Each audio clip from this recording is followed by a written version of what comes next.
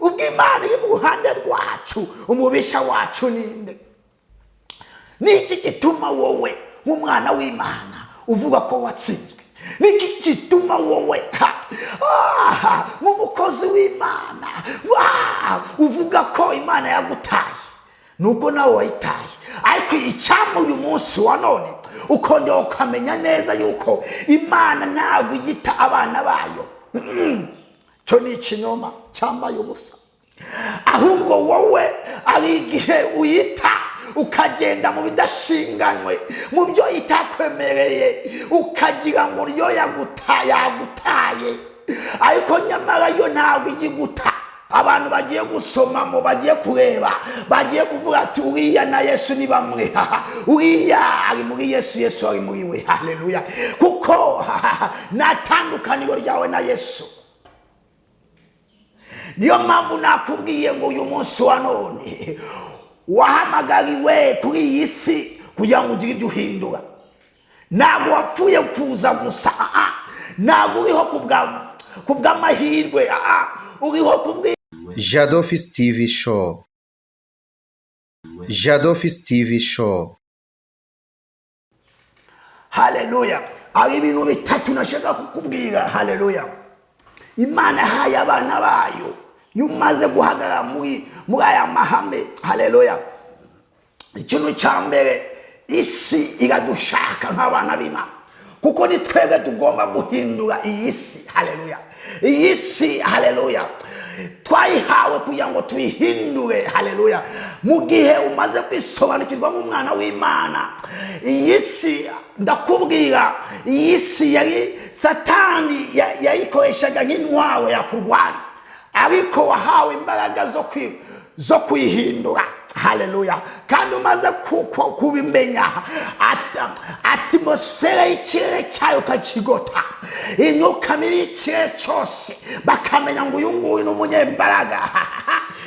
Imyuka mibi yose iraguhunga, dayimoni n'imyuka mibi biragutinya, Satani n'abarozi n'abapfumu n'abakonikoni baragutinya. Haleluya. Ibyo byose biba munsi y'ibirenge byawe. Ibyo byose byahawe abana b'Imana.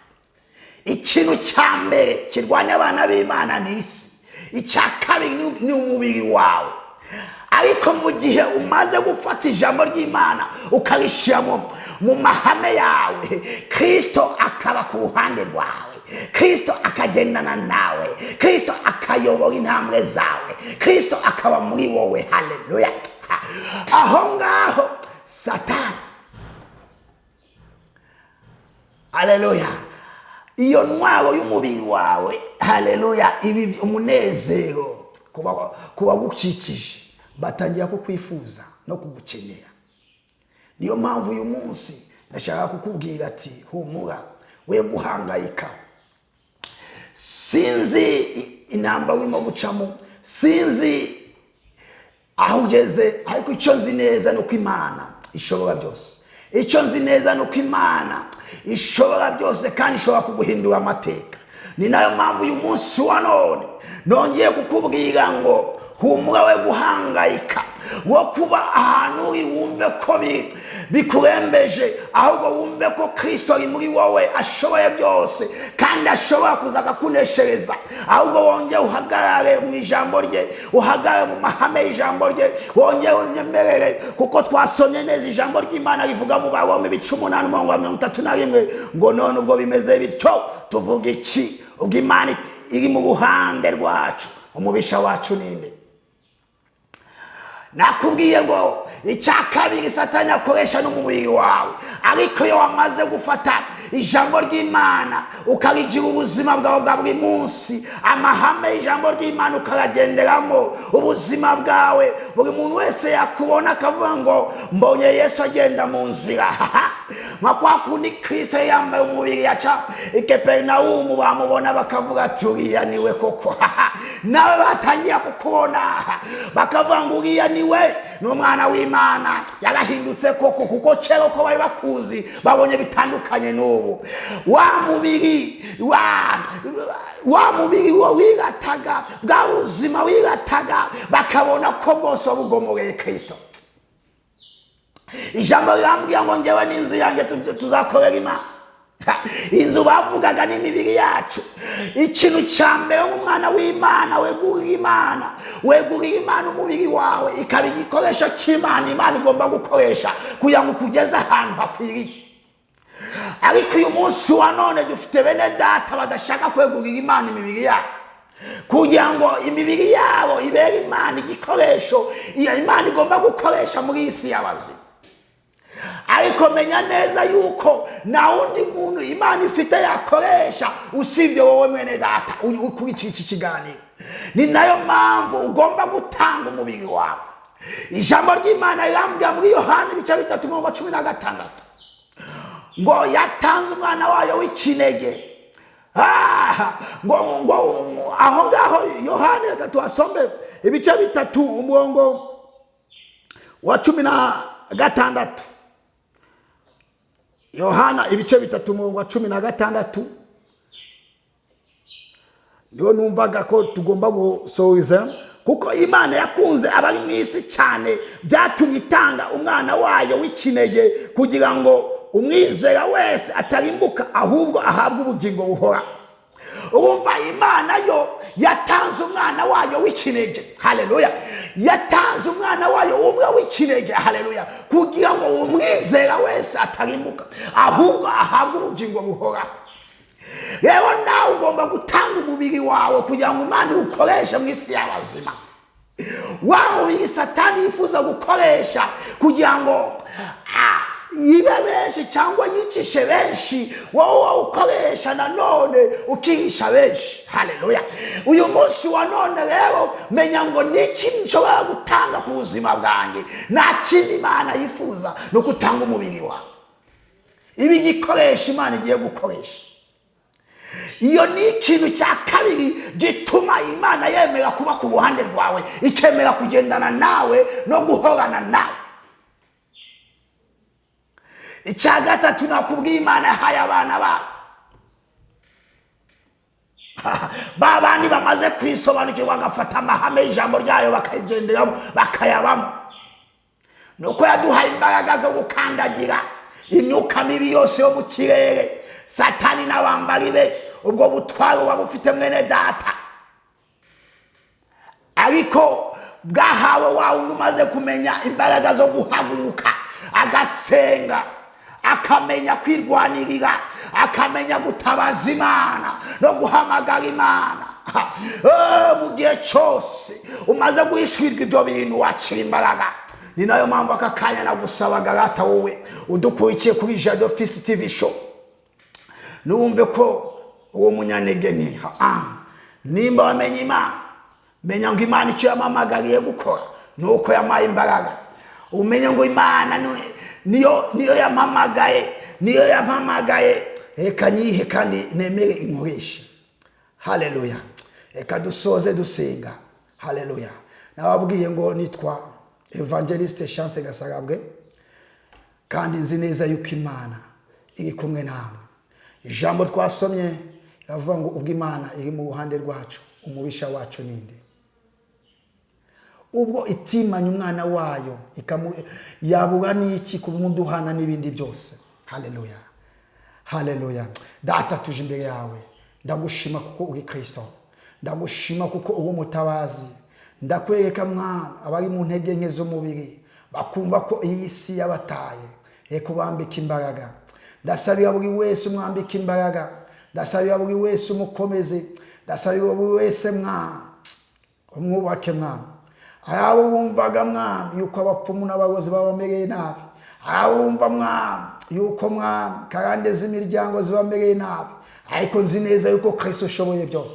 Niyo mpamvu ndasaba none ahangaha, genderera kuri buri wese ahari, ubagirire neza, ubakomeze, ubahindurire amateka katika jina la Yesu Kristo. Jambo ryawe ratubwira ngo ugutimanya umwana wawe wabura n'iki kumuduhana n'ibindi byose. Niyo mpamvu ndasaba ngo ubuzima bwa benshi ubuhindure papa, mu kwezi kwa mbere 2026, reka buri wese yongeye yakira imbaraga, reka buri wese umuhindurire umwambaro, reka buri wese umwigaragarize, reka buri wese umukomeze katika jina la Yesu Kristo. Ndasaba ngo mwami cishikara ku bahanuzi bawe, cishikara ku bashumba, cishikara ku munwa ku bahanuzi n'abashumba n'abavuga butumwa bwiza. Buri wese ahagurutswe nawe, buri wese akubone imbaraga z'ubutware waduhaye, bwongere mwami butwuzure mu izina rya Yesu Kristo. Ndasaba ngo amateka ahinduke papa kuri buri wese uza kw'iki kiganiro, kuri buri wese uza kutwumva aho ari hose papa. Ndasaba ubuzima buhinduke katika jina la Yesu Kristo. Ijambo ryawe ryambwiye ngo ubwo Imana iri mu ruhande rwacu, nimba wemeye kuba mu ruhande rw'abana bawe mu kwezi kwa mbere, wemeye kuba ku ruhande rw'abana bawe, reka buri wese akubone katika jina la Yesu Kristo. Reka buri wese umuyobore katika jina la Yesu Kristo. Amateka ahinduke papa. Chipara kasonderebo shakataya riposaya manderebo. Data ndasaba imbaraga zawe zongere zigendagende zicagagure imivumo ya karande y'imiryango katika jina la Yesu Kristo. Imbaraga z'umwuka wera zigende zicagagure imivumo ya karande ituma abana bawe badahaguka ngo bagukorere muri iki kinyejana katika jina la Yesu Kristo. Ari ba Eliya bagiye guhaguruka, ari ba Elisha bagiye guhaguruka, ari ba Mose bagiye guhaguruka. Mwami Mana twemerere, kuko iki kiganiro kigiye kuhindura benshi. Inzara n'inyote zigiye kongera kugenda mu mitima ya benshi. Buri wese akubone yifuze kongera guhagurutswa nawe. Data twemeye uhagurutsa abasore n'abakobwa, hagurutsa abamama n'abapapa, hagurutsa abakecuru n'abasaza, hagurutsa abana bato papa. Buri wese akubone katika jina la Yesu Kristo. Data undo utanga agakiza nyako ngo buri wese akubone mu buhande rwe, buri wese akubone mu buhande rwe, kandi uduhinduriye amateka mu izina rya Yesu Kristo. Amina, amina. Nomero yanjye ni 0787 Evangeliste Chance Gasarabwe. Amina. Hallelujah, hallelujah. Nitwa Chance Gasarabwe Evangeliste. Hallelujah.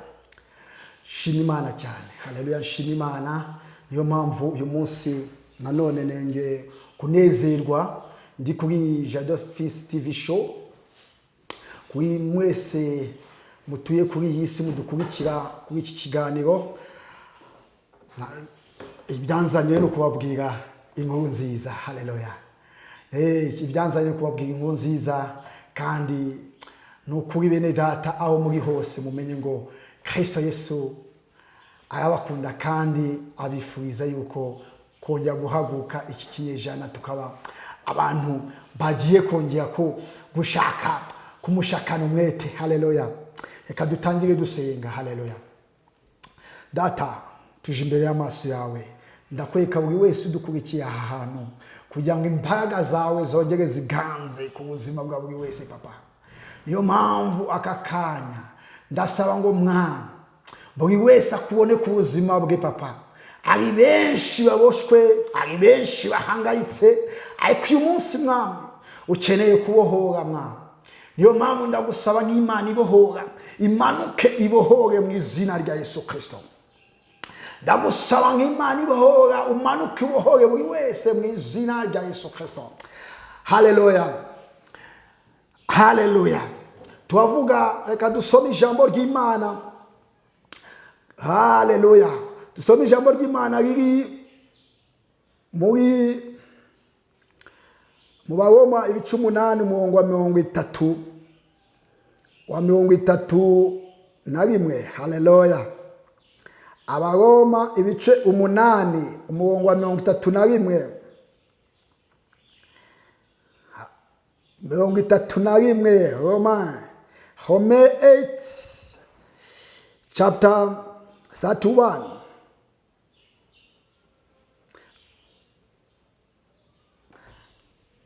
Abaroma ibice 8 umurongo wa 31. Ngo none ubwo bimeze bityo tuvuga iki? Ubwo Imana iri mu ruhande rwacu, umubisha wacu ninde? Mbese ubwo itimanye umwana wayo ikamutanga ku bwacu twese, izabura ite kumuduhana n'ibindi byose? Haleluya! Ninde uzarega intore z'Imana? Ni Imana kandi ariyo izitsindishiriza. Ninde uzaziciraho iteka? Ni Kristo Yesu kandi ari we wazipfiriye, ndetse akaba yarazutse ari iburyo bw'Imana adusabira. Ninde wadutandukanya n'urukundo rwa Kristo? Mbese ni amakuba, cyangwa ni ibyago, cyangwa ni ukurenganywa, cyangwa ni inzara, cyangwa ni kwambara ubusa, cyangwa ni ukuba mu kaga, cyangwa ni inkota? Nk'uko byanditswe ngo turicwa umunsi ukira bakuduhora, twahwanijwe n'intama z'imbagwa. Oya, ahubwo muri ibyo byose turushishwaho kunesha n'uwadukunze. Haleluya! Nashakaga cyane hano kuri 31 ngo none ubwo bimeze bityo tuvuga iki? Ubwo Imana iri mu ruhande rwacu, umubisha wacu ninde? Bene data, ndashaka kukubwira mu gihe wakiriye Kristo nk'Imana y'ukuri, rero aho hantu ari kava uburimo itandukanye cyane n'ahandi hantu hose waba. Niyo mpamvu wowe wakiriye Kristo ari izindi mbaraga. Ngo none ubwo bimeze bityo tuvuga iki? Ubwo Imana iri mu ruhande rwacu, umubisha wacu ninde? Nta n'umwe ubasha kugushobora igihe Imana iri mu ruhande rwawe. Mu gihe twebwe tuvuga ko twatsinzwe cyangwa ukumva ko ubwawe watsinzwe, ni igihe wowe wataye Imana. Ariko mu gihe cyose ukiri kumwe n'Imana uba uri umutsinzi. Mu gihe cyose uri kumwe n'Imana uba uri umutsinzi. Nyemerera nanone ubyumve, mu gihe cyose ukiri kumwe n'Imana uba uri umutsinzi. Nta muntu uhorana n'Imana utsindwa. Umuntu uhorana n'Imana ahora atsinda. Uyu munsi ngiye kubwira abantu badukurikira, ngiye kubwira abatuye isi yuko iyo uhorana n'Imana uhora uri umutsinzi. Ngo kuko ngo none ubwo bimeze bityo tuvuga iki? Ubwo Imana iri mu ruhande rwacu, umubisha wacu ninde? Niki gituma wowe nk'umwana w'Imana uvuga ko watsinzwe? Niki gituma wowe nk'umukozi w'Imana uvuga ko Imana yagutaye? Nuko nawe wayitaye. Ariko icyampa uyu munsi wa none ukongera ukamenya neza yuko Imana ntabwo igita abana bayo. Cyo ni ikinyoma cyambaye ubusa. Ahubwo wowe ari igihe uyita ukagenda mu bidashinganywe, mu byo itakwemereye, ukagira ngo yo yagutaye, ariko nyamara yo ntabwo igiguta. Uyu munsi ndashaka kukubwira ko Imana itagigutarata. Nimba umuntu waguciye intege, jewe nongeye ndakubwiye, Imana yambwiye ngo nkubwire yuko Imana ntabwo igita abayo. Ntabwo igita abayo. Ab'Imana barazwi. Ab'Imana ngo bose bafite ikimenyetso. Nawe uri muri abo ngabo. Ijambo rirambwira muri Yohana igice cya 12 ngo abamwizeye bose bakemera izina rye yabahaye ubushobozi bwo kwitwa abana b'Imana. Abo ntibabyawe n'inyama n'amaraso, n'ubushake bw'umugabo n'umugore, ahubwo babyawe n'Imana. Kuko wizeye Imana y'ukuri. Ese Imana yaguta gute? Ese Imana yakureka gute? umva Imana yaduhaye imbaraga zo kunesha zo guhangana n'imyuka mibi. Ntukagere mu kigeragezo wumve ko Imana yagutaye, ahubwo aho ngaho ambara umwambaro w'imbaraga wo kurwana, kuko Imana iri muri wowe irashoboye. Imana iri muri wowe yaranesheje, haleluya, kandi yashizwe ububasha n'ubwo bushobozi muri wowe. Rero iyo wahagutse ukarwana ukabwira Imana ati nshoboza, Imana iragufasha. Reka mubwire, nta mupfumu, nta murozi, nta mukonikoni ufite imbaraga nk'izi Imana yaguhaye. Iyo wamaze kwisobanukirwa, abo bose baba bari munsi y'ibirenge byawe. Ikintera ubwoba ni ukubona umuntu wakijijwe, ni ukubona umwana w'Imana, ni ukubona wita umwana w'Imana, ni ukubona umukozi w'Imana avuga ngo ngewe ngo abarozi banteye, ngo ngewe narozwe, ngewe meze gutya. Gute? Kristo uri muri wowe. Kristo uri muri wowe ntibashobora kumukora, ntibashobora kumuroga, ntibashobora no kugira icyo bakora. Ni nayo mpamvu umaze kumenya neza ukakira izo mbaraga ukazativa muri wowe, abarozi bari munsi yawe, abapfumu n'abakonikoni bari munsi yawe, kuko abo bose wahawe ubutware n'imbaraga zo kubarwanya. Iyo myuka mibi yose yo mu kirere ufite ubutware, ufite imbaraga zo kubunesha. Niyo mpamvu hano ijambo ryavuze ngo none ubwo bimeze bityo tuvuga iki? Ubwo Imana iri mu ruhande rwacu, umubisha wacu ninde? Mbese ubwo itimanye umwana wayo ikamutanga ku bwacu, twe izabura ite kumuduhana n'ibindi byose? Twe izabura ite kumuduhana n'ibindi byose? Yaguhaye gukandagira Scorpio, abapfumu, abakonikoni, abanyeshari munsi y'ibirenge byawe rata.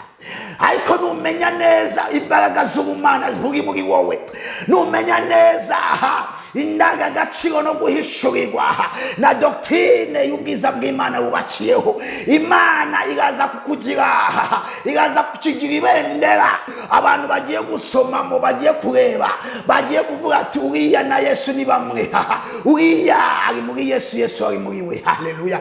Kuko natandukaniro ryawe na Yesu.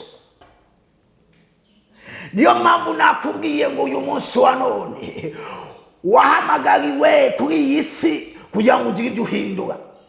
Ntabwo wapfuye kuza gusa, ntabwo uriho kubw'amahirwe, uriho kubw'Imana. Hari impamvu Imana yagushizeho, kandi izo mpamvu zose uzimenya kuko watindanye nayo. Izo mpamvu zose uzimenya kuko wasomye ijambo ry'Imana, wabanye n'Imana. Izo mpamvu zose uzimenya atari ukugendera mu marangamutima yawe, atari ukugendera mu marangamutima y'inshuti zawe, atari ukugendera mu marangamutima y'abashumba bawe, ari uko wamenye Imana yawe. Ijambo rikambwira ngo abazi Imana yabo bazakomera, nibamara gukomera kandi bakora ibyo butwara. Ari ibyo utashobora kwikoresha, ari ibyo utashobora kwigezaho, ahubwo ni ukumenya ngo neza ngo ubwo Imana iri mu ruhande rwacu, umubisha wacu ninde? Igihe Imana iri mu ruhande rwawe, nicyo nashakaga kukubwira uyu munsi, ni igihe wowe ubasha kuba umucyo w'isi, kuba umucyo w'umuryango wawe, kuba umucyo w'inshuti n'abaturanyi. Umuntu wese yakubona akavuga ati uriya ni uw'Imana, uriya ni uw'Imana. Aho hantu mwene data uzaba utangiye guhindura amateka, uzaba utangiye guhindura benshi amateka. Ari abenshi bagiye gutangira guhaguruka, bakananone bakaryoherwa no kubaho kuko nawe uriho. Uyu munsi wa none icyama wowe wumvaga ko ngo abarozi bakuwangijemo imbaraga, barakuroze, ugiye kwimanika, ubuzima bwaranze, wongere wizere Yesu, wizere Imana, wizere Kristo, ubone ko utakwambara imbaraga. Imana iraza kukwambika imbaraga rata, Imana iraza kuguhereza ikindi gikundiro, Imana iraza kukwambika ubundi bwiza, kandi abantu baraza kugushaka. Ntabwo ari wowe uza gushaka abantu, ahubwo abantu baraza kugushaka. Ndakubwiza ukuri, igituma abantu badushaka nuko twebwe inyenyeri zacu tuzaka, kandi nta kindi cyatsi inyenyeri zacu. N'igihe Imana yemeye kuba mu ruhande rwacu, n'igihe Imana yemeye kugendana natwe, n'igihe Imana yemeye kuba aho turi. Imana iri aho uri. Haleluya. Abantu barakwifuza ntabwo ari wowe ubifuza, abantu baragukenera ntabwo ari wowe ubakeneye. Reka mbabwire mwebwe, ari igihe kigiye kuza, mugiye gutangira gushaka no kumenya aho ndi, kugira ngo muvuge ati dusengere, twigishe, tubwire icyo Imana ikubwira ku buzima bwacu. Ariko nyamara uyu munsi wa none ni muzi urugendo mfite, kuko mu rugendo mfite ndi mu rugendo rwo gutindana n'Imana yanjye. Soma ijambo ry'Imana, ndisengeramo, fata amahame y'ijambo ry'Imana, kuko nabonye ari ubuzima buhindura benshi. Nabonye ari ubuzima buhindura benshi. Ari igihe twatinze tugendera mu mahame y'amadoktrine y'abana b'abantu, bageze ku Mana bamurebera mu nzara n'inyota bari bafite, dutindira muri ayo mahame. Ariko uyu munsi wa none namenye doktrine nyayo ni Imana, ni Kristo Yesu, ni gusoma ijambo ry'Imana no gukora ijambo ry'Imana ibyo rimbwiye umunsi ku wundi. Rero icyo gihe Imana iremera mu ijuru, ikamanuka ikazi ikabana nanjye mu isi. Rero reka nkubwire, si njye njyenyine, n'abakunda Imana bose aho bari ku isi yose, aho uri ku isi yose, tangira usoma ijambo ry'Imana, tangira ufata amahame y'ijambo ry'Imana, rikubere ubuzima bwawe bwa buri munsi, ubishyire mu bikorwa, urebe ko Imana itagendana nawe. Uraza gutangira gusengera abarwayi bakire, uraza gutangira kwirukana dayimoni zigutinye, uraza gutangira gufata ikirere imyuka mibi. Yumve ko winjiye mu kirere yirukane, kuko winjiye mu kirere gusa, utaranavuga imyuka mibi, dayimoni zose zimenya ati uyu nguyu aturusha imbaraga, uyu ni umwana w'Imana, uyu nguyu ni Imana ubwayo itumye aza ahantu kugira ngo aturwanye. Bahita birukanka bene data. Ntabwo ahantu umucyo ugeze, ntabwo umwijima uhaba nanone. Reka nkubwire, niyo mpamvu nkubwira wowe uvuga ngo dayimoni n'abarozi n'imyuka mibi ngo bikumereye nabi, shaka nomero yangu uze kumpamagara dusengane, kuko namenye Imana ihindura. Nabonye Imana ikiza, nabonye Imana ihindura amateka, nabonye Imana. Haleluya. Ari ibintu bitatu nashaka kukubwira. Haleluya. Imana yahaye abana bayo, yumaze guhagarara muri aya mahame. Haleluya. Ikintu cya mbere, isi iradushaka nk'abana b'Imana, kuko ni twebwe tugomba guhindura iyi si. Haleluya. Iyi si, haleluya, twayihawe kugira ngo tuyihindure. Haleluya. Mu gihe umaze kwisobanukirwa nk'umwana w'Imana, iyi si, ndakubwira, iyi si yari Satani yayikoreshaga nk'intwaro yakurwanya, ariko wahawe imbaraga zo kuyihindura. Haleluya. Kandi umaze kubimenya, atmosfere y'ikirere cyayo ukakigota, imyuka mibi y'ikirere cyose bakamenya ngo uyu nguyu ni umunyembaraga. Imyuka mibi yose iraguhunga, dayimoni n'imyuka mibi biragutinya, Satani n'abarozi n'abapfumu n'abakonikoni baragutinya. Haleluya. Ibyo byose biba munsi y'ibirenge byawe. Ibyo byose byahawe abana b'Imana. Ikintu cya mbere kirwanya abana b'Imana ni isi. Icya kabiri ni umubiri wawe. ariko mu gihe umaze gufata ijambo ry'Imana ukarishyira mu mahame yawe, Kristo akaba ku ruhande rwawe, Kristo akagendana nawe, Kristo akayobora intambwe zawe, Kristo akaba muri wowe. Haleluya. Aho ngaho Satani, haleluya, iyo ntwaro y'umubiri wawe, haleluya, ibi umunezero kuba gukikije, batangira kukwifuza no kugukenera. Niyo mpamvu uyu munsi ndashaka kukubwira ati humura, we guhangayika. Sinzi intambara urimo gucamo, sinzi aho ugeze, ariko icyo nzi neza ni uko Imana ishobora byose. Icyo nzi neza ni uko Imana ishobora byose kandi ishobora kuguhindura amateka. Ni nayo mpamvu uyu munsi wa none nongeye kukubwira ngo humura, we guhangayika, wo kuba ahantu wumve ko bikurembeje, ahubwo wumve ko Kristo ari muri wowe, ashoboye byose kandi ashobora kuza akakuneshereza. Ahubwo wongeye uhagarare mu ijambo rye, uhagarare mu mahame y'ijambo rye, wongeye unyemerere, kuko twasomye neza ijambo ry'Imana rivuga mu Baroma 8:31 ngo none ubwo bimeze bityo tuvuga iki? Ubwo Imana iri mu ruhande rwacu, umubisha wacu ninde? Nakubwiye ngo icya kabiri Satani akoresha n'umubiri wawe, ariko iyo wamaze gufata ijambo ry'Imana ukarigira ubuzima bwawe bwa buri munsi, amahame y'ijambo ry'Imana ukaragenderamo, ubuzima bwawe buri muntu wese yakubona akavuga ngo mbonye Yesu agenda mu nzira. Nka kwa kundi Kristo yambaye umubiri yaca i Kaperinawumu, bamubona bakavuga ati uriya niwe koko. Nawe batangiye kukubona bakavuga ngo uriya niwe, n'umwana w'Imana, yarahindutse koko, kuko kera ko bari bakuzi babonye bitandukanye n'ubu. Wa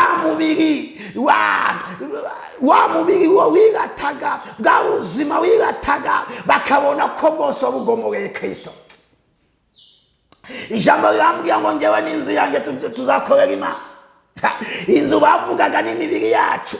Ikintu cya mbere umwana w'Imana wegurira Imana umubiri wawe, ikaba igikoresho cy'Imana Imana igomba gukoresha kugira ngo ukugeze ahantu hakwiriye.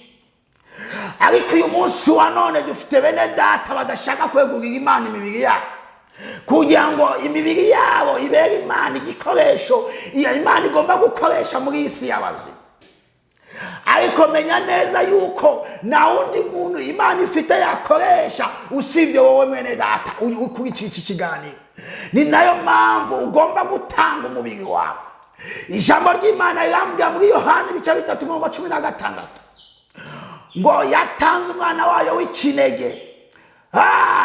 Ngo aho ngaho Yohana, reka tuhasome 3:16.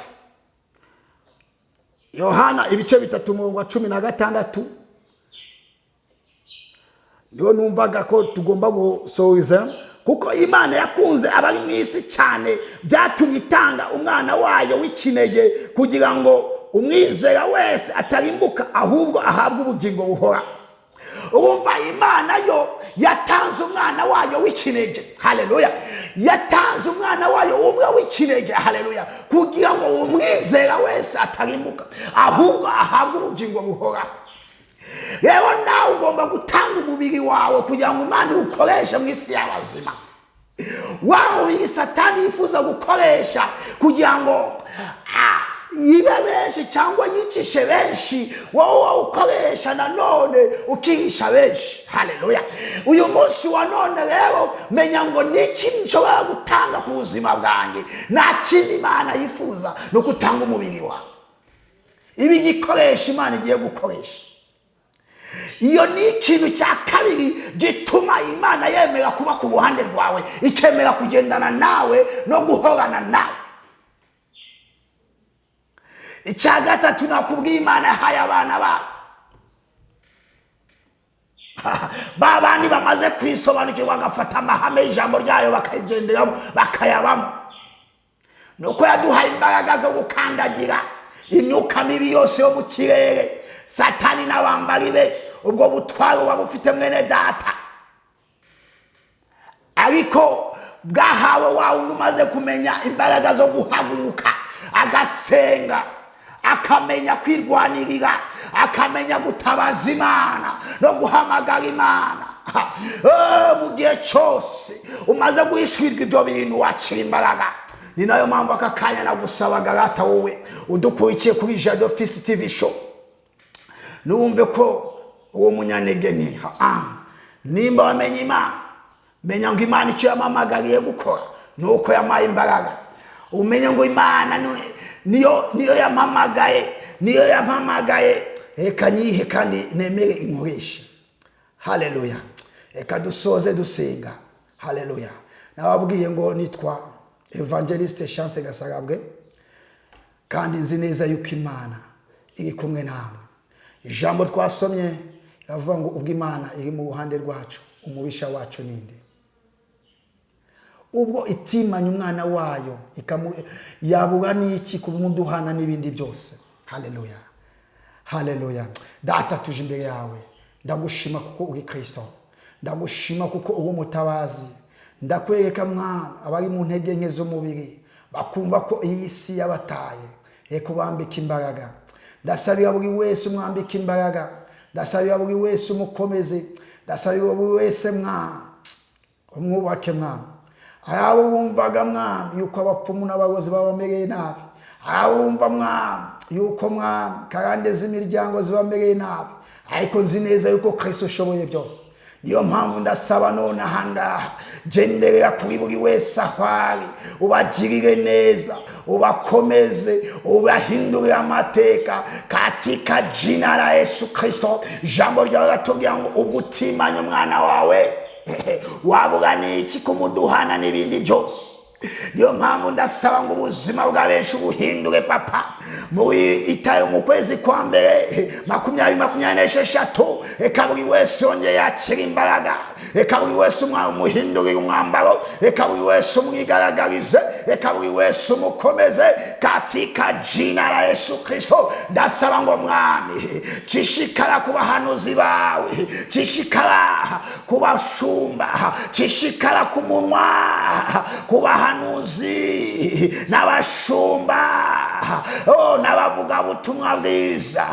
Buri wese ahagurutswe nawe, buri wese akubone imbaraga z'ubutware waduhaye, bwongere mwami butwuzure mu izina rya Yesu Kristo. Ndasaba ngo amateka ahinduke papa kuri buri wese uza kw'iki kiganiro, kuri buri wese uza kutwumva aho ari hose papa. Ndasaba ubuzima buhinduke katika jina la Yesu Kristo.